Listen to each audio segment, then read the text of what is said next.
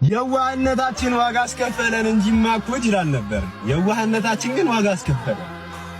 ሰዎች ምን አሉ? ጅል ምንም አናቃርም። ሳናቀርተን አይደለም ያረዳል። ነገሩን ለማለፍ ነው፣ ህይወትን ለማሸነፍ ነው። አሰላሙ አለይኩም ወራህመቱላሂ ወበረካቱ። ውድና የተከበራችሁ ቤተሰብ እንዴት ዋላችሁልኝ? እንዴት አመሻችሁ? ደህና ናችሁ ወይ? እንግዲህ ሁላችሁም አፍጥራችኋል አይደለ? አሁን ነቃ ብላችኋል እርግጠኛ ነኝ። እና ወዶችዬ ብሩኬ እንግዲህ በምሽት መጥቷል። የዋህነታችንን ዋጋ አስከፈለን እንጂ ሳናቅ ቀርተን አይደለም። ግን ሰዎች ጅል ይሉናል። ሳናቅ ቀርተን አይደለም፣ ኑሮን ለማሸነፍ ብለን ነው፣ ህይወትን ለማሸነፍ ብለን ነው እያለ ነው ብሩኬና አይዞን ወንድሜ፣ የቅመሜ ንጉስ ብሩኬ ወንድማችን፣ ፈጣሪ ከናንተ ጋር ይሁን። በመሀላችሁ እየገባ የሚበጠብጠውን ተንኮለኛውን ምቀኛውን ላይቭ ላይ ገብቶ አፋቸውን ሲከፍቱ የሚውሉትን ፈጣሪ ይያዝልን። የምሬን ነው። በቃ እኔ እንጃ አላቅም። ሰው የራሱን ህይወት ትቶ በዚህ ልክ በቃ ለሰው እንደዚህ በሰው ህይወት ገብቶ መበጥበጥ አንድ ቀን እንኳን ስለ ሰላም ሲያወሩ ወይም እነሱን አንድ የሚያደርግ ነገር ሲያወሩ ሰምቻቸው አላቅም። የምሬ ነው አሉ ላይቭ ላይ ገብተውም ስለነሱ ጥሩ ነገር የሚያወሩ እነሱን አንድ የሚያደርግ ሁለቱንም በእኩል አይን የሚያዩ በቃ ሁሌ የሚመርቋቸው ሁሌ ጸሎት የሚያደርጉ ሁሌ በቃ አይደል ባላቸው ጊዜ ጥሩ ነገር የሚመኙ ምርጥ ኦዲየንስ አላቸው፣ ምርጥ አድናቂ አላቸው። ግን በዛ ልክ ደግሞ አሉ ደግሞ እዚህ ሁል ጊዜ ስለነሱ በቃ ወተው አንቺ እንደዚህ አድርጊ፣ እሱ እንደዚህ ነው፣ እሱ አይጠቅምሽም፣ እሱ እንደዚህ ነው፣ እሱ አትጠቅምክም ምናምን እያሉ እሱ አትሆንህም፣ እሱ አይሆንሽም፣ እሱ እንደዚህ ነው፣ እሱ ሴት እንደዚህ ያደርጋል ምናምን በቃ የማይሉት ጉዴ የለም እኮ የማይሉት ማለት ነው። በፈጣሪ አንድ ወር ሁለት ወር ሙሉ በቃ እና አሁን እንኳን ጾም ገብቶ ምን አይነት የቆሸሸ ነገር እንደሚናገሩ የምር ፈጣሪ ይቅር ይበላችሁ። እናንተ ትልልቅ ሰዎች ናችሁ፣ ውጭ ሀገር ተቀምጣችሁ በጣም ብዙ ነገር የምትሉ እኔ እንጃ አላቅም። ብቻ ፈጣሪ ልቦና ይስጣችሁ ለእናንተና ብሩኬ ወንድማችን፣ አንተ በጣም የዋህ ልጅና ቅን ልጅ ነህ፣ ልብህ ንጹህ ነው፣ ምርጥ ልጅ ነህ ምናምን እናውቃለን። ያው ከህፃነቱ ጀምሮ እየተከታተልን የመጣ ልጆች ነን እኛ ቅመሜንም እሱንም እና ማንም ምንም ቢል እኛ አንሰማቸውም። ከታች ጀምረን እየተከታተልናቸው የመጡ ልጆች ናቸው።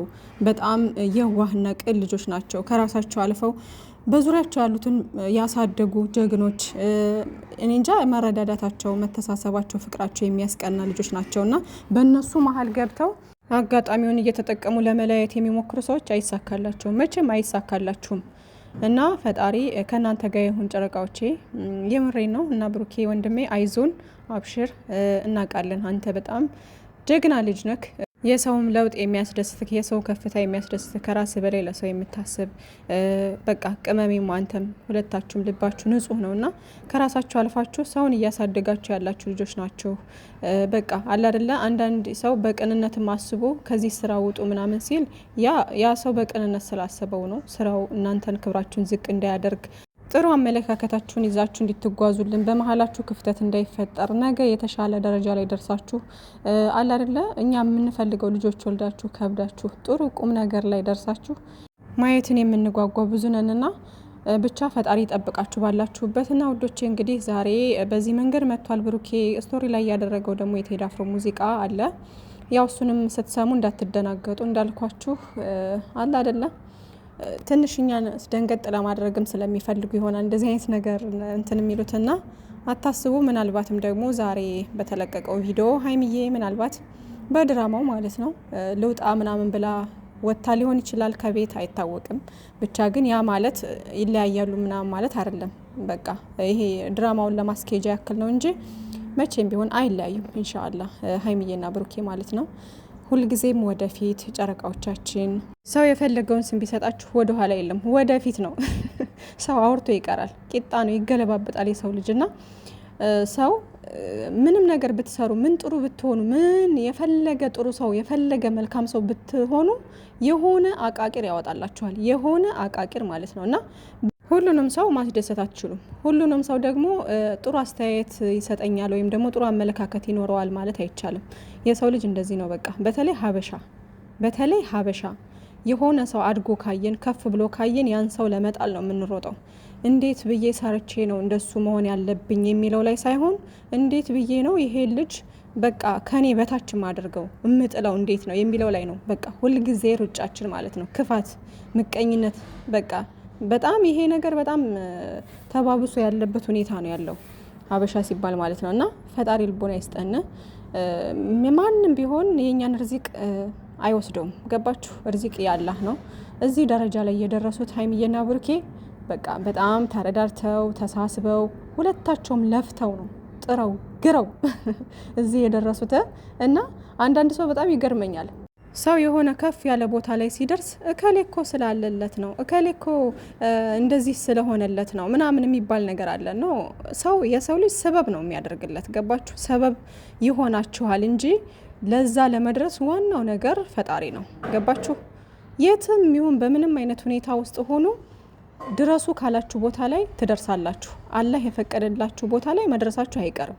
በምንም አይነት ሁኔታ ውስጥ ብትሆኑ ፈጣሪ የፈቀደውን ነገር ለእናንተ ያደርጋል። ገባችሁ? እና ሰው ግን ሰበብ ነው የሚሆናችሁ። በቃ ጥንካሬ የሆነ ሰው ከጎናችሁ ሲሆን ጠንካራ እንድትሆኑ እንድትበረቱ ይረዳችኋል ነው እንጂ ሌላ ምንም በቃ የእናንተን ርዚቅ ማንም የሚወስደው ነገር የለም። እና እኛ አንዳንዴ ሰውን ለመጣል ስንሞክር የራሳችንን ርዚቅ እናጣለን። የራሳችንን በረከት በቃ አይደለ ለኛ የሚሰጠንን ነገር እያሸሸን ነው የምንሄደው እንጂ ምንም ከዛ ሰው ቀንሶ አላህ ለእናንተ አይሰጣችሁም። ከዛ ሰው የሆነ ነገሩን እንትን ብሎ ለእናንተ የሚሰጣችሁ ነገር የለም። እንደውም የራሳችሁንም ነው የምታጡት ማለት ነው። ስለዚህ ሰውን ለመጣል ባንሮጥ መልካም ነው። ከቻልን ብርታቱ መሆን ካልቻልን ደግሞ በቃ ዝም ብለን የራሳችንን ህይወት መኖር እንጂ በዛ ሰው ፈራጅ ልንሆን አንችልም። ገባችሁ?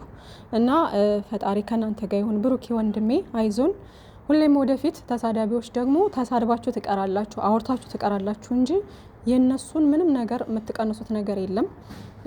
እነሱ አሁን ላይ ምናልባትም በድራማ እንኳን የሆነ ነገር ቢፈጠር ማናችሁም እንዳትደናገጡ። ምንም ነገር የሚፈጠር ነገር የለም። እውነታው ሰላም ናቸው፣ ፍቅር ናቸው እነሱ።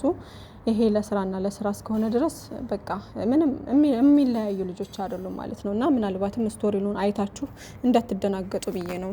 የቴዲ አፍሮን ተናነቀኝም ባ ምናምን የሚለውን ፖስት አድርጓል ማለት ነው። እና እንዳትደናገጡ፣ አብሽራ ይዞን። ሀይሚዬና ብሩኬ መቼም አይለያዩም። ጥላት እርር ድብን ይላል። ገና በፍቅር ይመጡልናል እነሱ።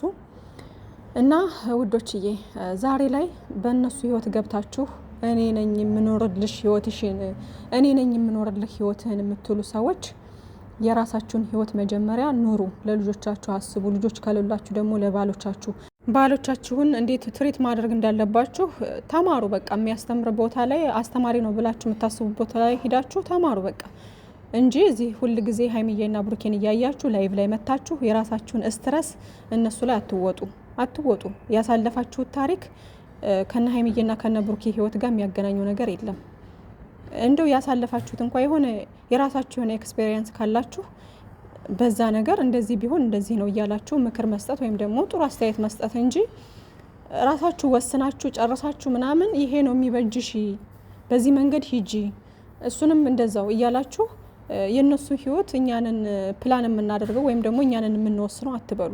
ምን አገባችሁ እናንተ? ማናችሁ? ምንድናችሁ? እዲ ምን አገባችሁ? ምንም እኮ አያገባችሁም። በሁለት በሚዋደዱ መሀል ገብታችሁ በቃ እኛ እንትን ካላልን እያላችሁ እንትን የምትሉ ሰዎች ምንም የሚያገባችሁ ነገር የለም። በቃ ስለ ሰው ስለ ግል ህይወት ስለ ፐርሰናል ህይወት ምንም የሚያገባችሁ ነገር የለም። በቪዲዮ ልክ ይሄ ቢሆን ይሄ ነው፣ ይሄ ቢሆን ይሄ ነው እያላችሁ አስተያየት መስጠት ነው። ከዛ ውጭ ግን አንቺ እንደዚህ ነው የሚበጅሽ፣ አንተ እንደዚህ ነው የሚበጅህ የማለት መብት የላችሁም። ማናችንም ቢሆን መብት የለንም በዚህ ጉዳይ ማለት ነው። ምክንያቱም ፐርሰናል ላይፋቸው የራሳቸው ህይወት ነው።